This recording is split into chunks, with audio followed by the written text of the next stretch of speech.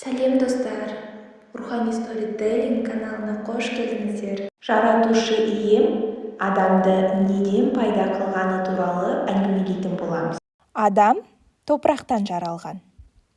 Дәлел адамның дене мүшесі. Екі иығы тауға ұқсайды.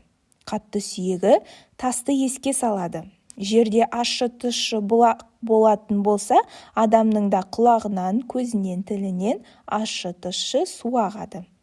Жерде салалап аққан өзен дария толып жатыр. Кісінің де 62 тамырынан аққан қан сан салалы өзенді еске салады. Жер сілкінсе, тау-тас дірілдеп зілзала болады. Бізде түшкіргенде денеміз дүр сілкінеді. Шашымыз шөп сияқты. Олар да үнемі жаңарып өсіп отырады. Жерде үңгірдің жетатасы толып жатыр. Адамның да құлағы, мұрны, аузында үңгірге ұқсас қуыстар бар. Берекелі, тың жердің мол өнім беретіні сияқты, ақжүрек момынның да қоғамға берер өнімі зор. Кейбір жер қурап, шөл далаға айналады. Сол сияқты қуыс кеуде пенде де қу медиен далаға ұқсайды. Адам атаның бет әлпетін Меккенің топырағынан жаратты. Сол себепті иманға ұйыған адам Меккеге қарап бет түзеп құлшылық ету парыз болды. Бір қолын батыстың, бір қолын шығыстың топырағынан жаратты. Сол себепті адам баласы қалаған тарапынан ұнатқан бұйымына қол жеткізе алады. Екі аяғын мәңгі тоң қатып жататын солтүстік тараптың топырағынан мүсіндепті. Адам аяғының мықты әрі суық болатыны содан қалыпты. Бағдат пен Шамның топырағынан кіндік пен қарын тұсын пошымдады. Сондықтан Бағдат пен Шам ілім-білімнің ошағына айналды. Адамның кеудесін таудың топырағынан жаратты. Тәкаппарлыққа ұрынғанда көкіректің көтеріліп кететіні содан екен. Ал арқа балшығы Сахараның шағыл құмынан иленді. Адамның жон арқасы өте төзімді болыпты. Білегін Тұран даласының топырағынан жаратты. Сол себепті білекке қайрат пен күш молынан дарыды. Әрі қарай адамның дене мүшелері не деп армандайтыны туралы әңгімелейтін боламыз. Адамның көзі мен жақсы нәрсені көргім келеді. Дүниенің көркем және ғажап сыйларын тергім келеді. Арамнан сақтанып, адалға шаттанамын. Дүниенің неше түрлі көрінісін түйіп алып, ми мен жүрекке ақтарамын деп армандайды. Адамның құлағы мен жақсы нәрселерді тыңдағым келеді. Шанағыма ғибратты, тәмсілді, өнегелі бар сырды жинағым келеді. Өсек пен өтіріктен аулақ жүргенді қалаймын. Хикмет іздеген жанның қызметіне жараймын деп көксейді. Адамның аяғы мен жақсылыққа қарай жөнелгім келеді. Сапар шегіп, қазынаға кенелгім келеді. Жамандық пен зұлымдықтан теріс айналамын. Ілімге талпынған дәруіш талапкердің қажетіне сайланамын деп масқұт етеді екен. Адамның тісі мен адал ас татқым келеді. Ауызға қамал болып түрлі бәледен қаққым келеді. Асқазанға жылы жұмсақ нәрлі тағам жіберемін. Ғұмыр бойы бұзылмай сау тұру менің тілегенім деп үн қатады екен. Адамның тілі мен Тәңірді көркемінмен мадақтағым келеді. Сөзге жүгініп, жаратылыстың жұмбақтарын сараптағым келеді. Ащы мен тәттінің дәмін де мен айырамын. Маған жүректі жібітетін өсиет толғаулардың да жайы мәлім деп толғайды екен. Ерін ата-ананың бетінен сүйгім келеді. Шешен сөйлеп, сыңарыма жанасып тигім келеді. Иемнің жүз әлпетіне көрік бітіремін, сыр сымбатын құртып алмайын деп күтінемін дейді. Мұрынға тіл бітсе, мен сәбидің маңдайын иіскесем қуанамын. Хош жұпардан ләззат алып жұбанамын. Жайнаған ғажайып гүлдердің қасиетін бірден сеземін. Адамды дерттен сақтау үшін кейде ауыр иістерге де төземін деп сөйлер еді. Адамның мойыны мен кішіпейіл мінезді жақсы көремін. Хақтың жолына қарай ұмсынып басты беремін. Кісінің жөнімен сапарын мен бағдарлаймын. Жақсылықта иемнің басқалардан мойыны озық тұрса екен деп армандаймын, дейді. Кеуде мен даналармен қауышқым келеді. Ілім мен білімнің бәрін оқып, тауысқым келеді. Жүрекке қормал болып, оған үй беремін.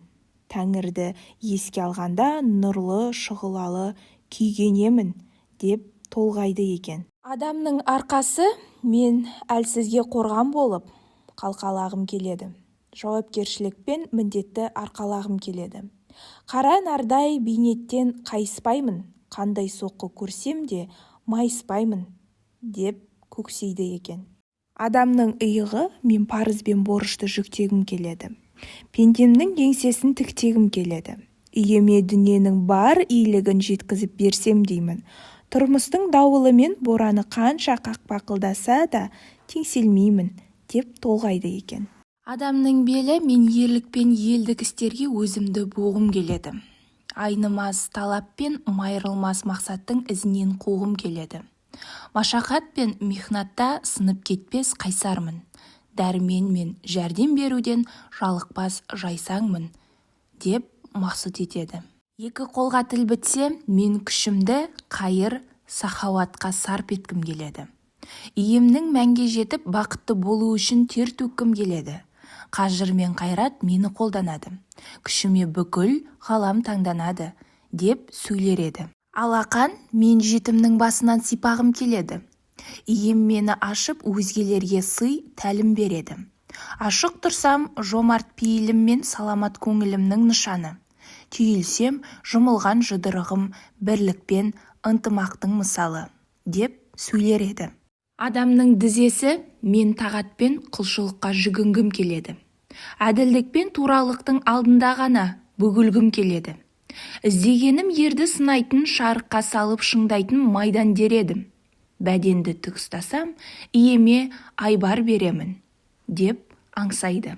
Адамның табаны мен тозбайтын ниетпен азбайтын тілекті қалаймын. Қандай ауыр бейнетке болсын қаранардай жараймын. Табанымның бүрі болса амалымның дүрі болар.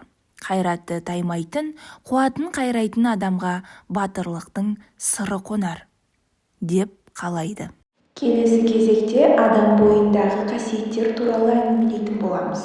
Тәңірісі адамды жаратқанда оның бойына әуелі ақыл, ұят, мейірім, сабырды дарытты. Төртеуі адам атаға келіп, «Ей адам, бізді саған жіберді», деді. Адам ата қалаған орынға жайғасыңдар деді. Ақыл адамның басына жайғасты. Ұят көзге қонды. Мейірім көңілге ұялады. Сабыр көкіректен орын алды. Онан соң нәпсі, ашу, арсыздық, қатыгездік келді. Нәпсі, мен Құдайдың әмірімен келдім, мені қайда қоймақсың, деп адам атаға зіркілдеді. Адам ата өзің қалаған жеріңе жайғас деді. Нәпсі, басыңа жайғасамын деді. Адам ата, онда ақыл тұр ғой деді. Нәпсі, мен келгенде ақыл ығыса тұрар деді. Екінші болып арсыздық. Мен қайда жайғасайын деді, жылмаң-жылмаң етіп. Адам ата, өзің тауып жайғас деді. Ол көзге жайғаспақшы болды. Адам ата, көзімнен ұят мекен алған, бос емес деді. Арсыздық, мен келгенде ол орын босатады деді. Үшінші кезекте қатыгездік келді. Адам ата оған да жайғасатын мекен іздеді. Ол көңілден орын аламын деді. Адам ата, онда қазір мейірім бар, бос емес деді. Қатыгездік, мен тұрғанда мейірімге не жорық деді де көңілдің қойнауына кіріп кетті. Төртінші болып ашу келді. Ол мен көкіректен орын аламын деді. Адам ата оған сабыр жайғасқан еді деді. Ашу, сабыр өз бауырым, жанында боламын деді. Осылайша ақыл мен нәпсі, ұят пен арсыздық, мейірім мен қатыгездік, ашу мен сабыр бір жерден жай алғасын, адам бойында үнемі таласып, тартысып отырады екен. Менің каналыма тіркеліп, қолдауларыңызды сұраймын.